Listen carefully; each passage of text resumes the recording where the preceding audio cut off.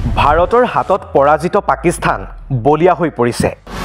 লাহোৰ ষ্টেডিয়ামত ভাৰতীয় পতাকালৈ প্ৰৱেশ কৰাই কাল হ'ল এজন অনুৰাগীৰ বাবে। ষ্টেডিয়ামৰ পৰা গতিয়াই বাহিৰ কৰা হ'ল খেল উপভোগকাৰীক। ভিডিঅ'টো ভালদৰে চাওক। হাতত ভাৰতীয় পতাকালৈ লাহোৰ ষ্টেডিয়ামত খেল উপভোগ কৰি আছে এজন অনুৰাগীয়ে। এনেতে এয়া কি? পতাকাখন কাঢ়ি লোৱা হৈছে। কিয় এনে কৰা হৈছে?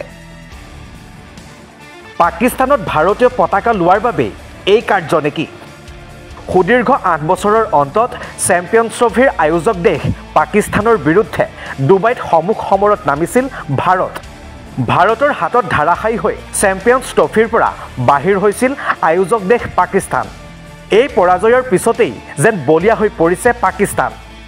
আয়োজক দেশ পাকিস্তানে চেম্পিয়নছ ট্ৰফিৰ মুকলি কাৰ্যসূচীত অংশগ্ৰহণকাৰী প্ৰতিখন দেশৰ পতাকা উত্তোলন কৰাৰ বিপৰীতে দেখা পোৱা নাছিল ভাৰতৰ পতাকা, যি বিষয়ে সৰ্বত্ৰে চৰ্চা লাভ কৰিছিল।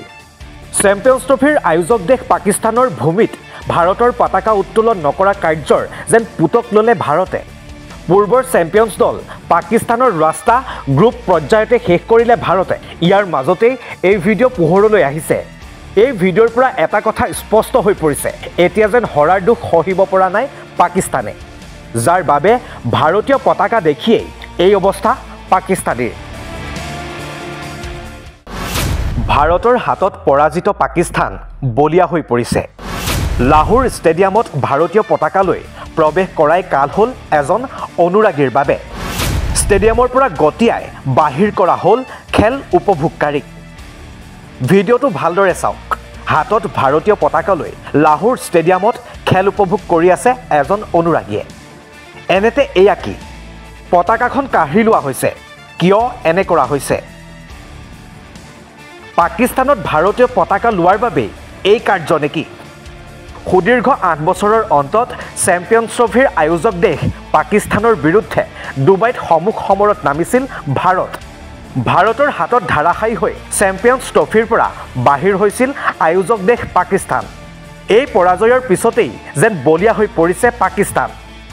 আয়োজক দেশ পাকিস্তানে চেম্পিয়নছ ট্ৰফিৰ মুকলি কাৰ্যসূচীত অংশগ্ৰহণকাৰী প্ৰতিখন দেশৰ পতাকা উত্তোলন কৰাৰ বিপৰীতে দেখা পোৱা নাছিল ভাৰতৰ পতাকা, যি বিষয়ে সৰ্বত্ৰে চৰ্চা লাভ কৰিছিল। চেম্পিয়নছ ট্ৰফিৰ আয়োজক দেশ পাকিস্তানৰ ভূমিত ভাৰতৰ পতাকা উত্তোলন নকৰা কাৰ্যৰ যেন পুতক ল'লে ভাৰতে। পূৰ্বৰ চেম্পিয়নছ দল পাকিস্তানৰ ৰাস্তা গ্ৰুপ পৰ্যায়তে শেষ কৰিলে ভাৰতে। ইয়াৰ মাজতেই এই ভিডিঅ' পোহৰলৈ আহিছে। এই ভিডিঅ'ৰ পৰা এটা কথা স্পষ্ট হৈ পৰিছে, এতিয়া যেন হৰাৰ দুখ সহিব পৰা নাই পাকিস্তানে, যাৰ বাবে ভাৰতীয় পতাকা দেখিয়েই এই অৱস্থা পাকিস্তানীৰ।